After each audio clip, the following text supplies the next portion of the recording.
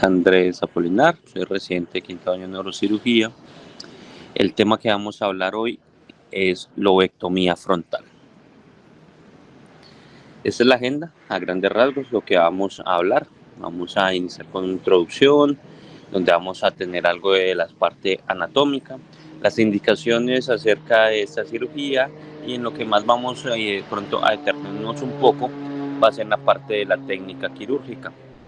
Vamos a ver algunos riesgos y complicaciones que pueden conllevarse, recuperación y rehabilitación, y por último vamos a dar unas conclusiones. Entonces, para iniciar, en cuanto a la lobectomía tenemos que tener una definición. Entonces sabemos que básicamente al hablar de ectomía estamos haciendo una resección parcial o total. En este caso que estamos hablando de la parte de un lóbulo del cerebro, pues va a ser con la finalidad de eliminar ese tejido responsable de algún daño neurológico y tratando de preservar las áreas críticas. Sin embargo, existen otros términos afines que debemos tener en cuenta: lobectomía, lobotomía y desconexión. Para eso traigo esta tabla. Esta tabla nos va a ejemplificar un poco más para poder entender estos tres términos que tienen algunas diferencias. La lobotomía consiste básicamente en eliminar todas las conexiones que tiene el lóbulo frontal con cualquier otra parte del cerebro. Esta se usaba anteriormente, eso finalmente para trastornos psiquiátricos. Sin embargo, dado los déficits cognitivos que llevaba esta lobotomía, llevó a que se volviera obsoleta. La segunda sería la lobectomía. En la lobectomía básicamente lo que vamos a hacer es una resección como tal del tejido cerebral, y se va a usar principalmente en tumores, en epilepsia y en traumatismos. La idea de esto es extirpar la mayor cantidad de lóbulo frontal que está enfermo, preservando aquellas áreas que son indispensables o que son demasiado elocuentes para la persona, con la finalidad de poder impactar, en el caso de los tumores, en un pronóstico de sobrevida, y en el caso de la epilepsia, control de la epilepsia, y poder garantizar que el paciente tenga una buena calidad de vida con una buena función neurológica. Y por último tendríamos la desconexión. La desconexión básicamente va a hacer entrar de forma selectiva a hacer una desconexión, como su propio nombre lo dice, de ciertas vías específicas de la sustancia blanca. Entonces podemos hacer una cingulotomía, una capsulotomía anterior o una callosotomía. Eso se usa principalmente en trastornos psiquiátricos o epilepsias refractarias, entonces trastorno obsesivo compulsivo, depresión severa, y la idea de esto es tratar de hacer unas desconexiones tan selectivas que tengamos el menor impacto cognitivo posible. Ya para hablar de la anatomía, entonces nos enfrentamos con el lóbulo frontal, ¿no es cierto? Este lóbulo frontal va a tener 4 caras. Su primera cara va a ser la cara lateral. En esta cara lateral vamos a tener tres zonas o 4 zonas de visión, dependiendo cómo lo vayamos a tomar. Hacia la parte más posterior vamos a tener el surco central. El surco central, que es el que señalo aquí en verde, nos va a separar el lóbulo frontal del lóbulo parietal. Hacia la parte de abajo va a separarse dependiendo en la parte que estemos analizando. Si es en la parte netamente basal del lóbulo frontal, en que está en contacto con el lóbulo temporal, va a ser separada por la cisura de Sylvia, que es la que les señalo aquí en un azul claro. Y hacia la parte de adelante, el lóbulo frontal se va a separar, básicamente ya es de la base del cráneo, que vamos a hablar de la parte que es el polo del frontal, y se va a separar de la base del cráneo anterior. Hacia la parte mesial va a estar separada por la cisura interhemisférica, sitio donde va a reposar pues el seno sagital superior. Aquí tenemos un ejemplo entonces de las divisiones que va a tener esta cara lateral. Esta cara lateral básicamente va a tener 4 circunvoluciones. La primera de ellas, vamos a contar las de la más posterior, va a ser el surco precentral. Ese surco precentral va a estar, ese giro precentral va a estar delimitado por el surco central, que está aquí en verde, y el surco precentral en rojo. Este surco precentral tiene una connotación importante en que no suele ser continuo y que adicionalmente, si nosotros seguimos, deme un segundo, coloco aquí el láser. Aquí si vemos el láser, si nosotros seguimos por el surco frontal superior, finalmente vamos a llegar a esta estructura. Esta estructura es el sitio del área motora de la mano, lo que también denominamos como el omega. Ahora, si seguimos avanzando en qué otros reparos anatómicos tenemos en esta cara, vamos a ver lo que sería la circunvolución frontal superior, que le señalo aquí en morado. Su límite superior va a ser el seno sagital y su límite inferior va a ser el surco frontal superior. Luego encontraríamos la circunvolución frontal media. Esta se divide en dos, una superior y una inferior, y va a estar delimitada en la parte de abajo por la circunvolución, por el surco frontal inferior. El surco frontal inferior, para abajo vamos a encontrar la circunvolución frontal inferior. Esta que va a tener 3 partes que las vamos a denominar como pars. La pars opercularis, que se encuentra en azul, importante en la parte del lóbulo izquierdo. Para la parte del lenguaje ya vamos a ver cómo está, qué es lo que pasa en esa parte, que va a ser la zona de Broca y cómo viene toda la parte de la vía arcuata.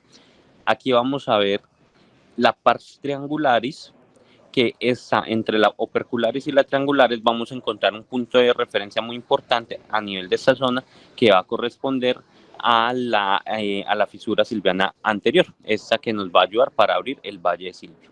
Y hacia la parte anterior, aquí en verde, vamos a ver la pars orbitalis. La segunda cara que vamos a encontrar va a ser la cara mesial. En la cara mesial, ¿qué vamos a encontrar? Entonces vamos a encontrar la circunvolución frontal superior, que va a estar delimitada en la parte inferior por el surco del cíngulo. Debajo de ese surco del cíngulo vamos a encontrar la circunvolución cingulada, y debajo de ese ya vamos a encontrar lo que va a ser el cuerpo calloso. Si nosotros continuamos hacia la parte inferior del círculo de la circunvolución cingulada, vamos a encontrar lo que va a ser la circunvolución paraoftálmica y la circunvolución paraterminal. Y aquí les señalo en amarillo, encontraríamos parte de lo que sería ya el giro recto, que hace parte de la cara inferior. Entonces la tercera cara que vamos a encontrar del lóbulo frontal va a ser la cara inferior, que es la que les señalo aquí en verde, y la cuarta sería una cara que se le denomina como silviana, que va a ser la que está en contacto directo con el lóbulo temporal. Para la cara inferior, entonces, vamos a dividirla en la parte más mesial, en el giro recto. Lateral al giro recto vamos a encontrar una circunvolución, que la vemos aquí en verde, que hace la circunvolución o el surco oftálmico. Ese surco oftálmico es el sitio donde va a reposar la cintilla oftálmica. Más hacia mesial, entonces vamos a encontrar aquí una estructura que va a ser un surco en H, que nos va a dividir varias circunvoluciones. Entonces, la circunvolución más medial de ese surco en H va a ser la circunvolución orbital media. Luego vamos a encontrar la circunvolución orbitaria anterior, que correspondería a esta zona anterior al surco en H, y la circunvolución orbitaria posterior, que correspondería a la parte posterior de este surco, y la orbitaria lateral pues a ese surco. Entonces aquí vemos precisamente cómo se demarca el surco en H, ¿no es cierto? Aquí, aquí y por esa parte de acá, o surco orbitario. En la parte de la cara silviana tenemos dos cosas importantes a tener en cuenta. Aquí en rojo les señalo la pars supercularis y adelante vamos a encontrar la pars triangularis, sitio, como les digo, para ingresar a la fisura silviana. Y lo otro importante que les quería recalcar, viendo el cerebro desde una vista inferior, vamos a encontrar que el nervio olfatorio, o la cintilla olfatoria más bien, se va a ir en dos ramas en la parte de atrás. Al dividirse en dos ramas, va a delimitar una sustancia que se va a llamar la sustancia perforada anterior.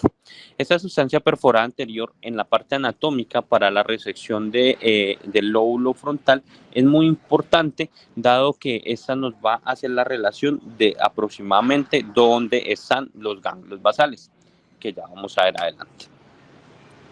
Entonces, de toda esta anatomía necesitamos recalcar algunos aspectos importantes y les traigo tres de suma importancia. El fascículo arcuato, que si lo lesionamos nos va a dar una fascia de conducción, los núcleos caudados, que se van a encontrar de toda la parte del control motor, y la cápsula interna, que nos va a llevar a déficit motor, pues de fuerza en caso de que se lesione. Entonces, para poder entender eso, necesitamos volver a nuestra cabeza las áreas de Brodmann. Las áreas de Brodmann tenemos, veamos que en este surco que veíamos aquí, que precisamente es el surco precentral, vamos a ver en el área 4 el área motora. Delante del área motora vamos a encontrar el 6, que el 6 va a corresponder al área premotora. Esa área premotora hacia la parte superior va a ser una parte que se va a llamar el área motora suplementaria. Hacen parte ambas del área 6. Hacia adelante del área 6 vamos a encontrar el área 8. Esa área 8 se va a encargar de los movimientos conjugados oculares, y ya toda esta parte de acá adelante sería lo que corresponde al área prefrontal. ¿Qué tenemos que tener entonces en cuenta ya teniendo esos reparos? Que básicamente necesitamos, para poder para poder divisar adecuadamente el surco central y poder saber dónde está la cisura, y dónde está el giro precentral, necesitamos tener como referencia la sutura coronal. 3 centímetros por detrás de la sutura coronal aproximadamente vamos a encontrar el área motora.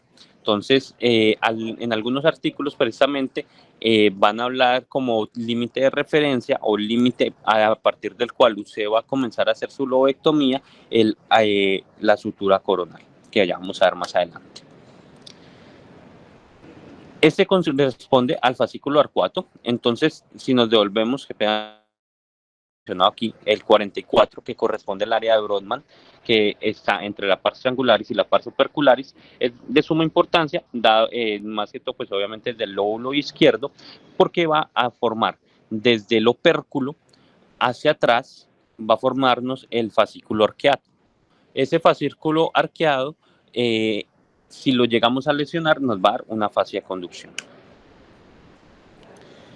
Ahora, la otra relevancia que les había mencionado va a corresponder a la parte de los ganglios basales. Entonces, acordémonos aquí que tenemos ese tracto olfatorio. Ese tracto olfatorio va a dividirse en dos estrías, ¿no es cierto? Una medial y una lateral. Incluso algunas veces dicen que tiene otra tercera estría. Lo importante aquí en esto es que nos va a señalar un espacio acá que va a corresponder a un área perforada, literalmente, que va a denominarse el área perforada anterior o sustancia perforada anterior. Si seguimos por encima de esa área perforada anterior, vamos a caer en esta imagen. Al caer en esta imagen, entonces veamos aquí cómo delimitan en negro con una línea negra interrumpida, van a señalar el área de la sustancia perforada anterior. Y vamos a tener varios reparos. Vamos a tener el putamen, el globus pallidus y en amarillo el núcleo caudado. Entonces, si vemos la referencia de tener en cuenta la parte más anterior de la sustancia perforada anterior nos va a ayudar para delimitar y no ir a lesionar los núcleos de la base. Ahora veámoslo desde la resonancia. Si localizamos el puntero en esta zona, que sería más o menos donde corresponde la sustancia perforada anterior, vamos a mover la resonancia y veamos que los núcleos de la base van a quedar posteriores al sitio donde está la sustancia perforada anterior.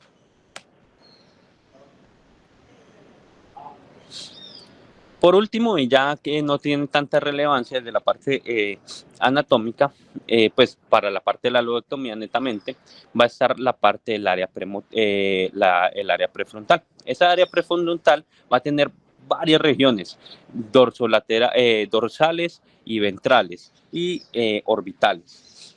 Básicamente, en la parte lateral se va a encargar de la parte cognitiva y de la parte de inhibición de respuestas. En la parte orbital, la parte emocional y de regulación y de recompensa.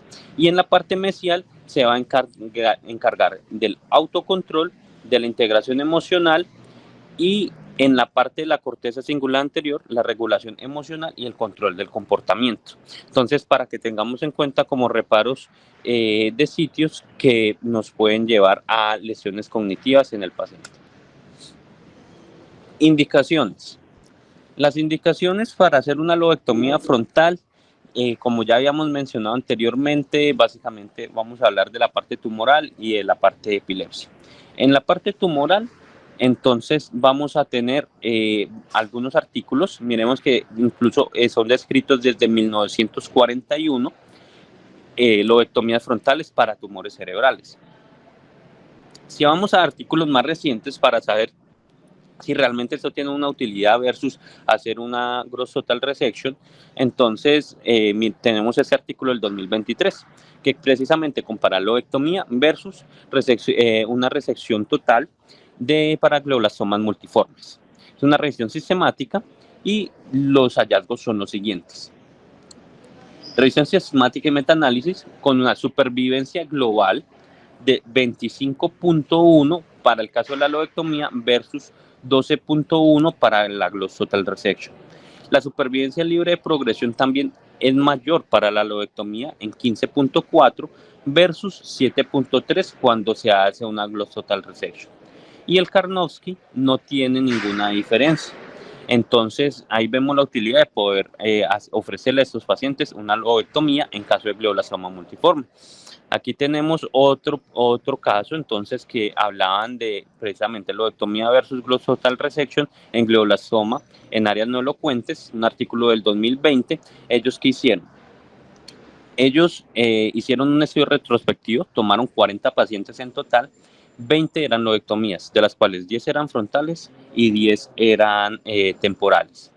20 gloss total resection y compararon los grupos entre lobectomía y gloss total resection. Encontraron que la supervivencia global cuando se le hace una lobectomía era de 44 meses versus 18 meses si usted le hace un gloss total resection. Y la supervivencia libre de progresión correspondía a 30 meses en lobectomía y a 11 meses en gloss total resection, con un Karnofsky igual, sin diferencias. Entonces, todo a favor de hacerle lobectomías en estos pacientes. Si nos bajamos un poco de grado tumoral, ¿qué sucede? Entonces, estos son tumores de bajo grado.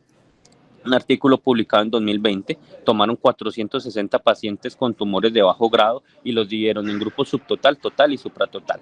Les hicieron un seguimiento a 6.8 años y encontraron que la supervivencia libre de enfermedad para los pacientes que se les ofreció un supratotal o lobectomía correspondía a 92 meses versus incluso menos de un tercio cuando se le ofrecía subtotal o cercano a la mitad de los pacientes cuando se ofrecía un total, a la mitad de los meses cuando se ofrecía un total. Entonces aumenta la supervivencia libre de enfermedad. La posibilidad de progresión, miremos que disminuye demasiado, drásticamente, 5.5%. O sea, básicamente usted logra que su paciente no progrese, no vaya a avanzar en su enfermedad. Y la malignización también usted la disminuye considerablemente, 16% versus 33% o 31% en caso de otro tipo de resecciones.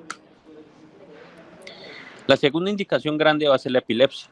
En la epilepsia tenemos que tener en cuenta, pues obviamente después de haber hecho todo el estudio netamente de que el paciente requería una cirugía de epilepsia, que las fallas a los diferentes medicamentos antiepilépticos, que se le haya hecho una electroencefalograma y que tenga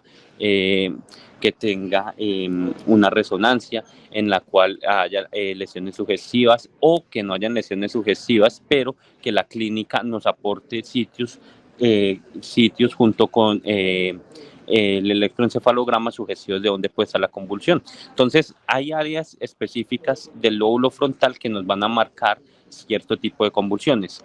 Cuando hablamos de la parte del lóbulo frontal dorsolateral, van a ser las convulsiones tonicoclónicas generalizadas. La parte motora suplementaria o frontales mediales tónicas asimétricas. En la parte del cíngulo y el lóbulo frontal medial, las crisis de ausencias. En la parte perirrolándica van a ser motoras y clónicas, y en cualquier tipo de lesión del frontal podemos tener paros motores repentinos. Entonces, teniendo en cuenta que a veces se puede solapar y no se puede establecer bien exactamente el sitio sobre el cual que está causando la epilepsia, en el caso de los pacientes que no tienen una lesión como tal en el frontal, se ha recurrido en algunos casos a hacer un procedimiento que llama una lobectomía frontal extensa. Esta lobectomía frontal extensa es una lobectomía en la cual usted va a aumentar su área de resección y y incluir la corteza orbitofrontal, que puede llevar a complicaciones en cuanto a la decisión y la conducta social, al giro subcalloso, que puede impactar en el estado de ánimo del paciente, y el giro del cíngulo anterior, que va a impactar en comportamiento y en motivación. Si buscamos entonces qué tan frecuente qué tantos artículos encontramos de lobectomía frontal netamente, en epilepsia encontramos a la fecha que hablen en el título y en el abstract de alguna de estas cosas, encontramos 39 artículos aproximadamente en PubMed, y este es uno de ellos, es un artículo del 2020, son 16 pacientes con una edad media de 27 años que iniciaron la epilepsia a los 6.8 años. Se les hizo una preservación del área motora, del área premotora y de la sustancia perforada anterior, pero se llevaron a este tipo de lobectomía, una lobectomía frontal extensada, que no se tenía una causa o una lesión exacta o una región anatómica exacta en la cual estaba sucediendo la epilepsia. Con esto se logró un Engel 1 en el 81% de los pacientes y una disminución de las crisis en el 18.75% de los pacientes. Ya basados en esto, entonces vamos a entrar en el planeamiento quirúrgico. En la parte del planeamiento quirúrgico, básicamente vamos a hacer una resección anatómica, que va a ser una resección de una porción definida netamente del lóbulo frontal, o una funcional en la cual se va a identificar áreas elocuentes y se van a hacer estimulaciones corticales con la finalidad de ir realizando como desconexiones. Y nos podemos a veces apoyar de neuronavegación o potenciales abocados a necesidad. Realmente no es del todo necesario. Entonces, ¿cómo sería nuestra técnica quirúrgica? Nuestra técnica quirúrgica, si nos vamos para la imagen de abajo, este es nuestro objetivo: retirar toda esta parte del lóbulo frontal, preservando el cuerno frontal.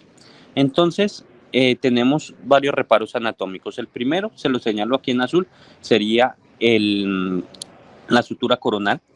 Todo por delante de la sutura coronal, no pasa, disminuimos el riesgo.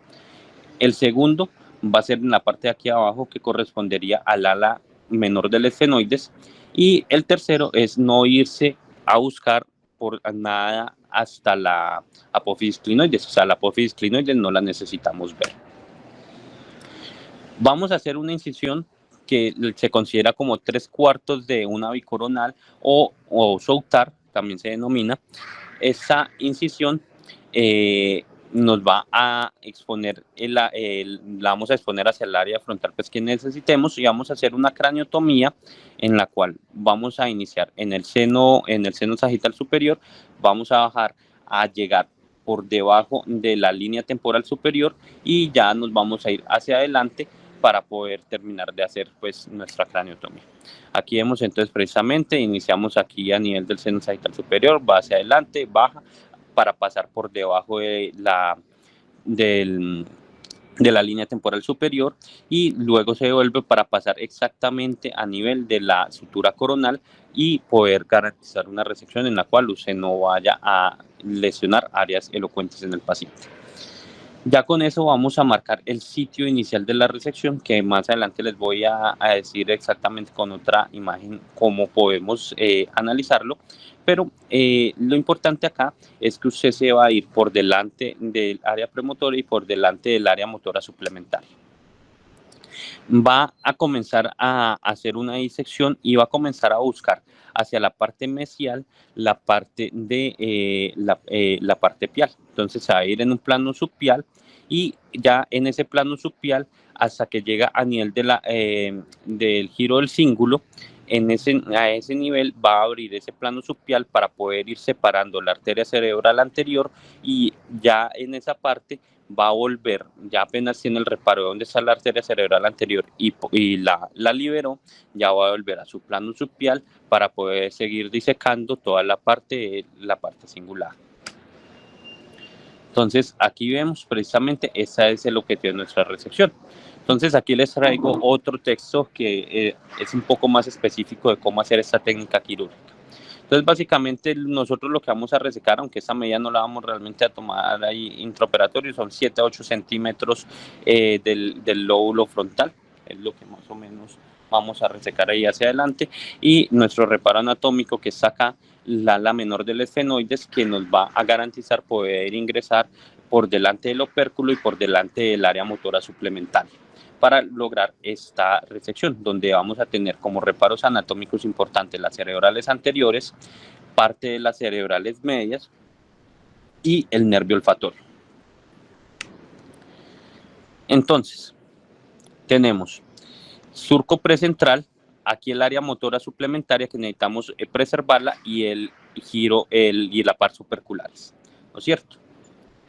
Y la otra referencia anatómica que sería la sustancia perforada anterior. Vamos a posicionar nuestro paciente. La posición de nuestro paciente va a ser con la espalda levantada y la cabecera ligeramente levantada, con la barbilla un poco inclinada,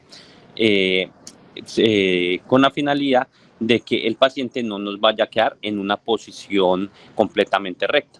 Dado que si ingresamos en una posición completamente recta, corremos el riesgo de que al momento de ingresar con el microscopio, nos vayamos hacia la parte de atrás del cuerpo calloso, lo cual pues acarrearíamos llevarnos toda esta parte del frontal y parietal, llevando al paciente a grandes déficits. Entonces vamos a planear nuestra craniotomía. Aquí tenemos en cuenta, aquí en este caso, ellos consideran que se debe hacer la craniotomía un poco atrás de la sutura coronal con la finalidad de tener un poco mejor los reparos anatómicos. Entonces, ¿qué reparos anatómicos después de abrir la dura? La cual la vamos a abrir pues en forma de C hacia el seno sagital con la finalidad de conservar el seno sagital, ¿cierto? Vamos a tener la fisura, vamos a tener el surco frontal, perdón, la circunvolución frontal superior, la circunvolución frontal media y la circunvolución frontal inferior. Si nos vamos hacia atrás, entonces vamos a hacer el reparo anatómico de lo que correspondería el área motora, el área motora suplementaria, que la encontraríamos en esta zona, y aquí encontraríamos, correspondería al surco precentral. Y aquí en esa parte inferior encontraríamos la parte del opérculo del frontal. Entonces ya sabemos que nuestra incisión tiene que ir más o menos a este nivel con la finalidad de preservar las áreas de elocuencia del paciente.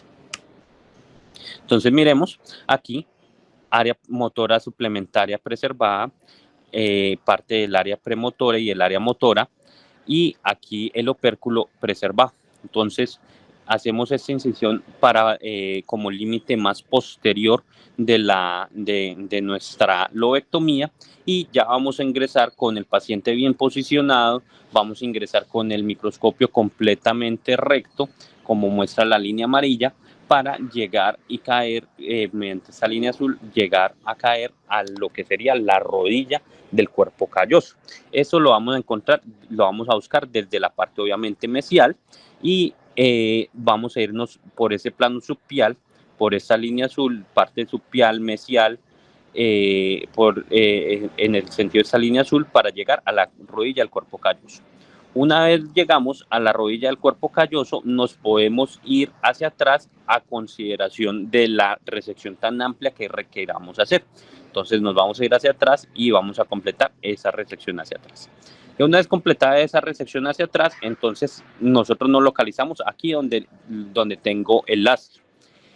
Vamos a comenzar a hacer una disección de la parte superior del cuerno frontal, y vamos a irnos un poco hacia arriba para llegar a la parte 1, que sería la parte más alta del cuerno frontal. Ya una vez tenemos eso, entonces ahora vamos a entrar desde la parte lateral. Y en la parte lateral lo que vamos a hacer es ingresar a nivel del ala del esfenoides, ¿no es cierto?, como límite de referencia, y vamos a localizar dónde está la par supercularis y dónde está el valle de Silvio, para irnos en un plano subpial que va a ir hacia arriba para conectarnos con el área, la otra parte que habíamos marcado de la parte del cuerno frontal. ¿Qué es lo que vemos acá? Entonces nosotros ingresamos aquí por esa parte que dice 1, por un plano subpial, ¿no es cierto? Localizamos la rodilla del cuerpo calloso, las cerebrales anteriores, las cuales vamos a separarlas como les había mostrado en la imagen previa. Vamos a ir subiendo hasta la parte más superior del cuerno frontal, y luego nos vamos a ir por esta parte de acá lateral a subir preservando la par supercularis, subir hasta llegar a la parte más superior del cuerno frontal. Ya con eso ya tenemos nuestra resección posterior y vamos a ir desplazando hacia adelante ese cerebro con la finalidad de terminar una resección que aproximadamente sería de toda esta zona. Como vemos, preservación del área motora suplementaria, área motora y la pars opercularis. Esta sería finalmente nuestra resección. Tenemos como referencias anatómicas después de la resección la falx, el nervio olfatorio. Tendríamos aquí las cerebrales anteriores, el cuerpo calloso, y estos serían las venas silvianas, y en el 3 ahí vemos el ala menor del esfenoides.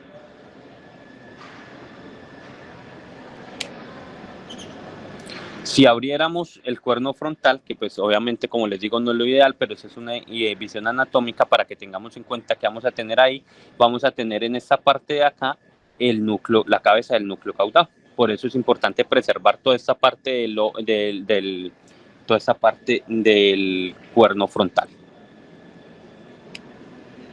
Riesgos y complicaciones intraoperatorias, básicamente sangrado y daño de la corteza motora primaria, el nervio olfatorio, la parte del lenguaje.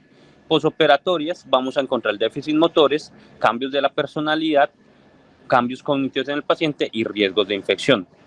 La recuperación nos tenemos que basar mucho en terapia física, en terapia ocupacional para que el paciente se rehabilite y vuelva a hacer sus habilidades cotidianas, y en la parte de neuropsicología para los problemas cognitivos y emocionales. ¿Qué tenemos de nuestra experiencia? Esta es una paciente de 39 años con una lesión intraaxial frontal izquierda, como podemos ver aquí en la imagen, ¿no es cierto? Sugestiva de un glioma, inicialmente pensábamos un glioma difuso, un glioma de bajo grado por la ausencia de captación del contraste. La llevamos finalmente a una lobectomía frontal. Aquí vemos la resección la resección de esa lobectomía con un área que nos queda un residuo tumoral hacia la parte del cuerpo calloso.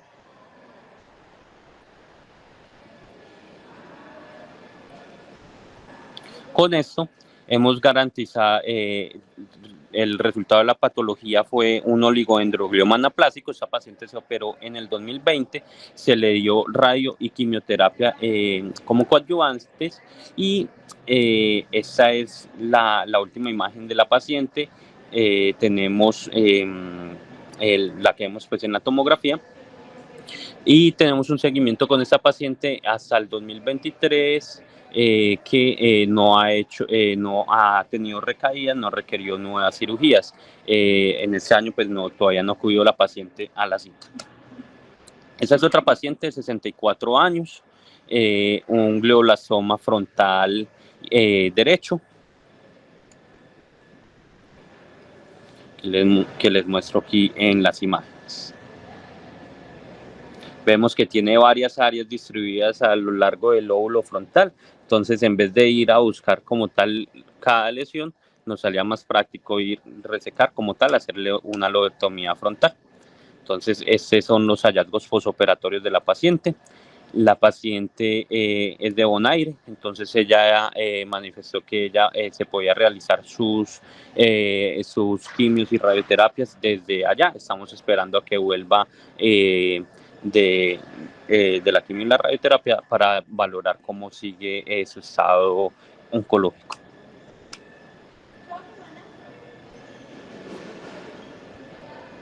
Entonces, con esto podemos concluir que la lobectomía frontal es factible. Podemos realizar unas resecciones adecuadas, impactando en una buena sobrevida en los pacientes y con unos déficits cognitivos que realmente son muy tolerables por el paciente y que podemos irlos tratando junto con terapia ocupacional, terapia física y la parte psicológica. Muchas gracias.